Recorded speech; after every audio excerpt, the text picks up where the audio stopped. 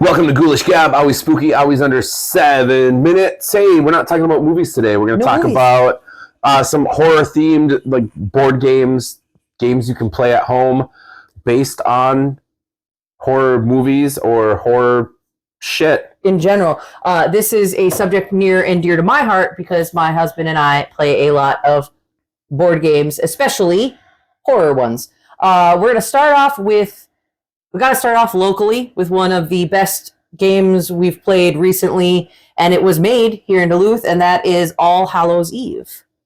Hell yeah. If you attended, I believe, the first Ghoulish Gala, There was a setup there for actually like play testing it and checking it out.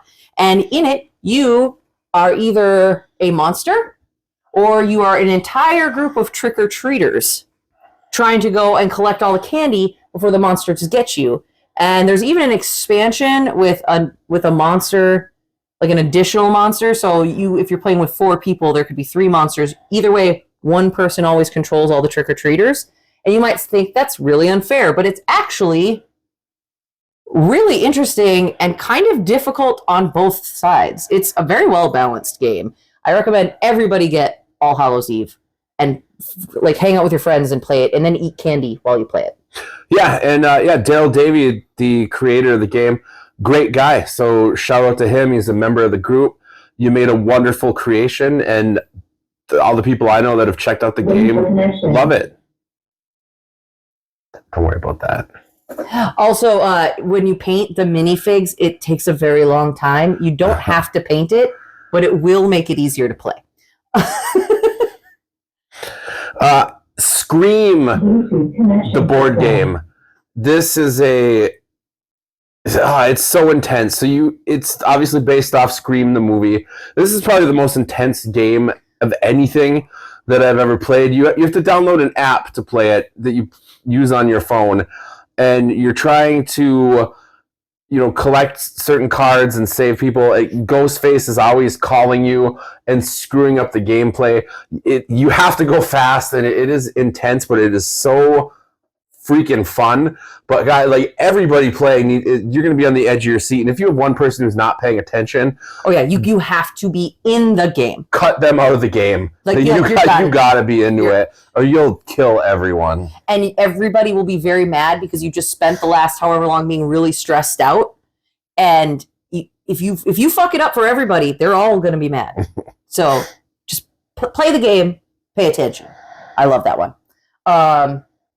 One of the oldest horror games I have that I love playing is Betrayal at House on the Hill. And the game varies every time you play it. As you go through, you flip these tiles, and basically it's you and a group of your friends exploring this haunted house. And as you reveal these tiles, you hit different rooms that either have traps in them or they give you loot, all these different things. And then at some point, the haunt is revealed. And when the haunt is revealed, you go from being a group of people that are all working together to there being a villain. And all of a sudden, that person is now fighting against the rest of the team. Or it could be an even split. Or it could be there's a level where you're all hunting treasure and it's every man for themselves.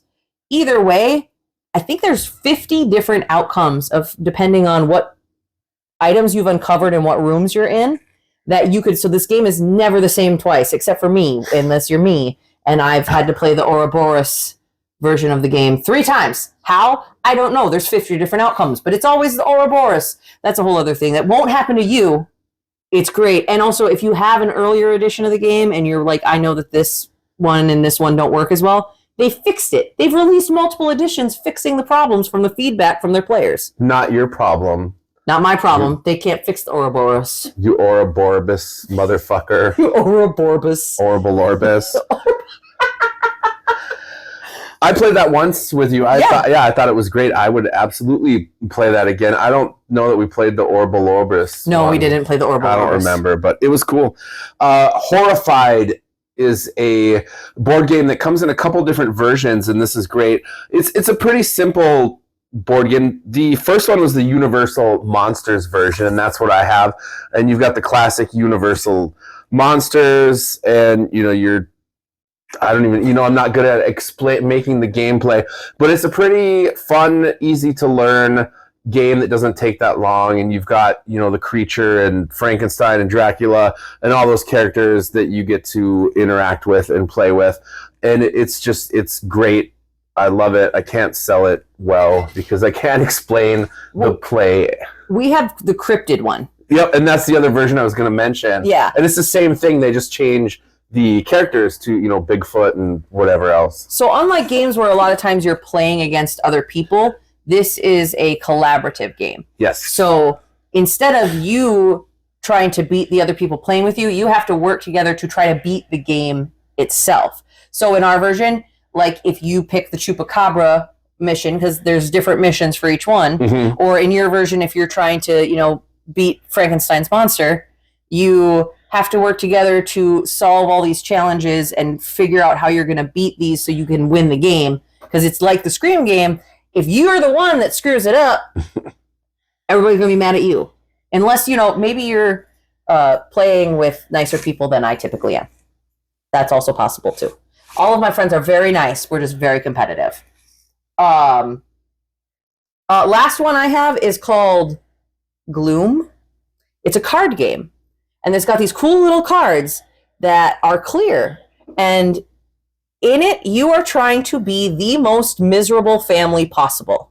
So you have the cards for your family, and as you go through, you're laying them down, and each thing is like a horrible event. But also in your hand, you have nice events that you can lay on the families of other people. So you're trying to make them happier and you more unhappy. And then you're trying to kill off your entire family at their most unhappiest so that you can die the gloomiest of them all. So it's just real life. It's not really even a game. That's all the time we have for today. Tell us if you've played any of those games and tell us about some of your favorite horror-themed board games, card games, Please, sex I need games, more. whatever, in the comments. No sex games. What? I'm not going to judge you. Kayla will judge you. I'm not going to judge you. And also special thanks to Seymour. Okay, bye.